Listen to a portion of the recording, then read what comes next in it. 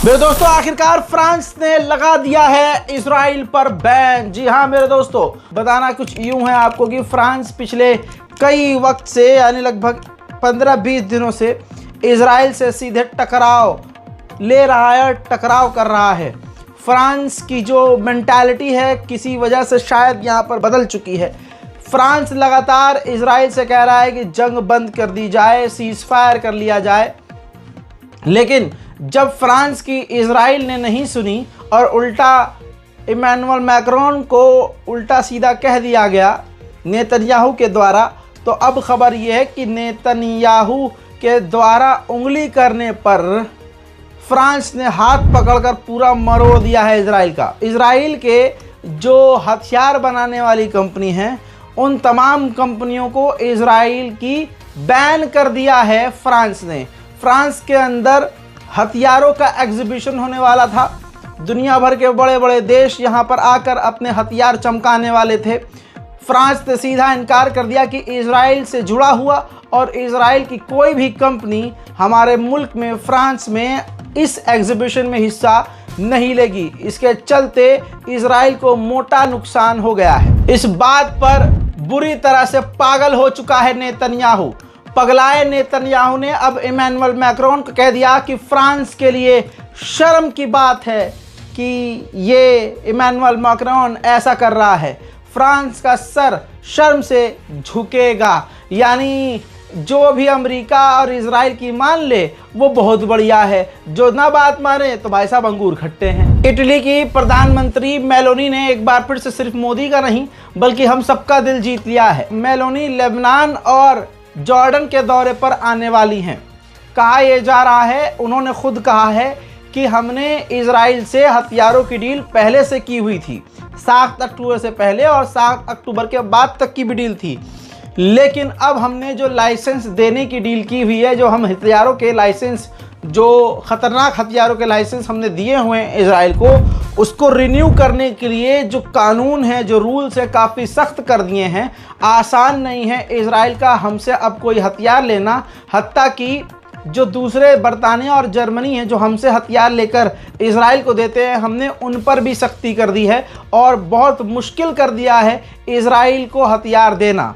साथ ही जो डील पहले थी अब उसमें भी हमने कुछ बदलाव करके इजराइल को हथियार देना काफ़ी मुश्किल कर दिया है और अब हम आगे सोच रहे हैं कि इजराइल को लाइसेंस दें या नहीं दें। उधर मेरे दोस्तों, फिनलैंड भी इजराइल के खिलाफ खड़ा हो गया। फिनलैंड ने यूरोपीय यूनियन से कहा है कि इजराइल को हथियार देना अभी के अभी बंद कर देना चाहिए। अमेरिका की एक ही धमकी से पैंट में पेशाब इजराइल ने कर दिया। जाहिर सी बात है, जो स्पॉन्सर है, वॉर स्पॉन्सर है, वही जब पैसा देना बंद कर देगा और धमकी दे देगा तो फिर क्या ही रहेगा। इजराइल को जैसे ही कल अमेरिका ने धमकी दी कि तुम्हारे पास 30 दिन का समय है, कुछ ऐसा करो कि ज़्यादा गाज़ा के अंदर मदद पहुंच जाए, तुम्हारी वजह से हमारे नाम की बहुत ज़्यादा दुर्गति हो रही है।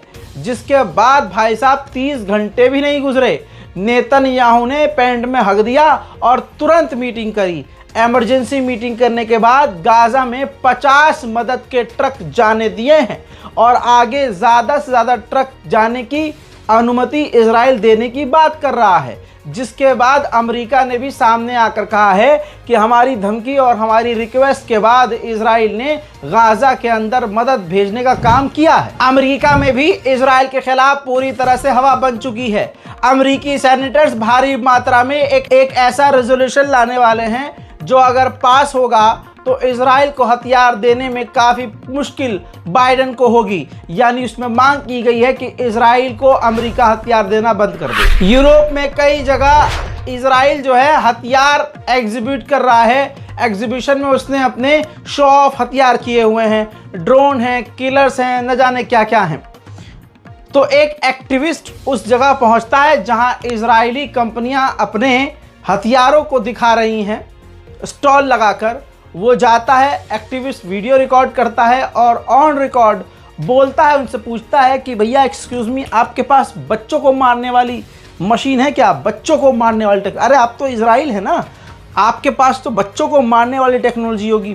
बताइए बताइए दोस्तों, ये वीडियो सोशल मीडिया पर जमकर वायरल हो रहा है और इजराइल की औकात और जिल्लत देखने को मिल रही है। Sir, we're looking for the baby killing technology. Do you know where he has the baby killer? You have the latest baby killing technology, sir? We're trying to shred babies. You guys have the baby shredding tech? Baby shredding tech. You have the baby shredding tech, man? Excuse me, guys. We're looking for the baby killing technology. Do you have it? Sir, baby killing tech. We want to shred babies to bits. Can you help us? Guys, we're looking for the baby killing technology. Is this we heard this is the baby killing section? You have the baby shredding. They shred babies up to pieces. Sir, do you shred babies? Sir, don't touch my phone, sir. I don't care what you want, sir.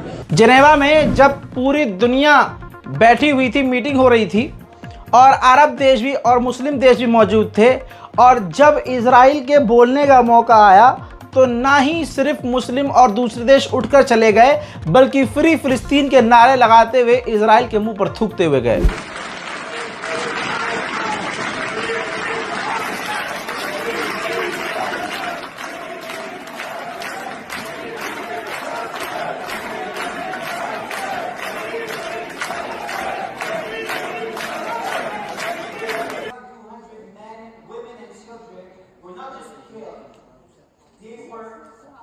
They were not just killed, they were slaughtered. Babies were murdered in their cribs. Entire families were executed together.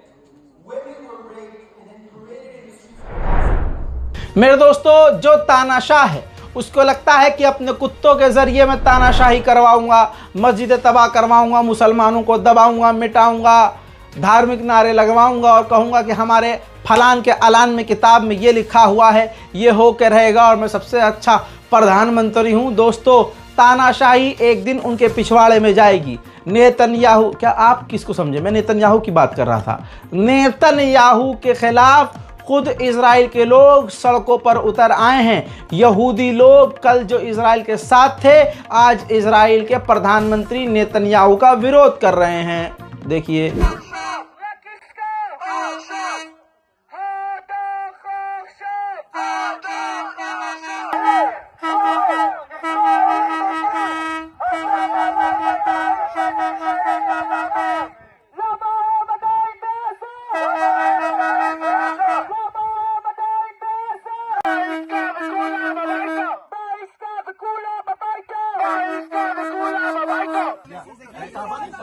Sorry.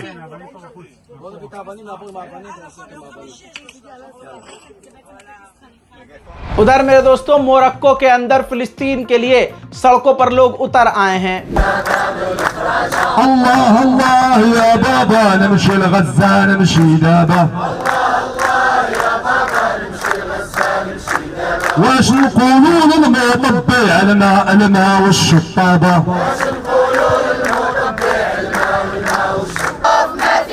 صوتك صار كلاشينكوف صوتك صار كلاشينكوف صوتك صار كلاشينكوف الشعب وعيش عيش المطبع أكبر فاعل ठीक इसी तरह से Netherlands में फिलिस्तीन के लिए प्रदर्शन।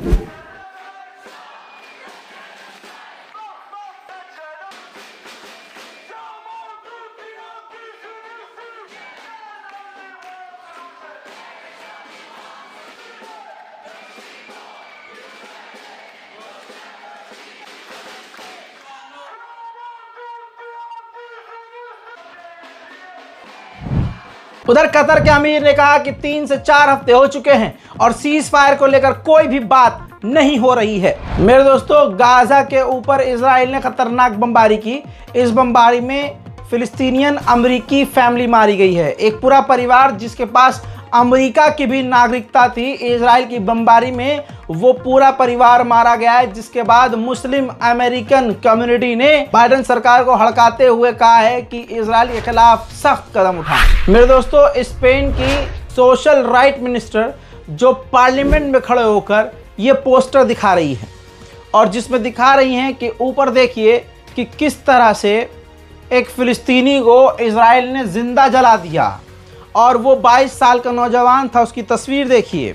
कहा जा रहा है, सवाल ये कर रही हैं कि अब ये बताओ नेतन्याहू यानी इजराइल और नाजी में फ़र्क क्या रह गया। UNRWA ने कहा है कि हमारा ग्रुप अब टूटने वाला है, ज़्यादा लंबे समय तक हम काम नहीं कर सकते, हम अपने लोगों से कांटेक्ट खो रहे हैं, हमारी बिल्डिंगें टूट रही हैं और सबसे बड़ी बात फंडिंग रुक चुकी है। उधर इजिप्ट ने अपना जासूसी चीफ बदल दिया है।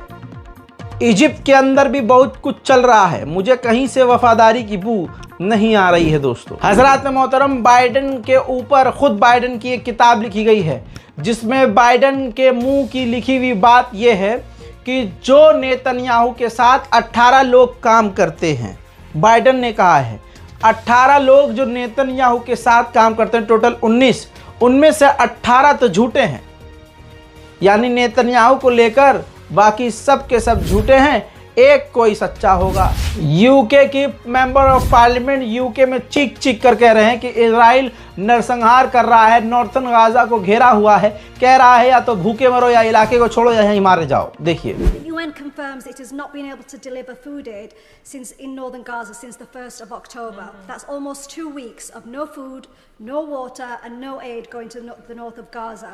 We now hear reports that Netanyahu plans a surrender or starve plan, which if carried out will leave hundreds of thousands of Palestinians without the essentials.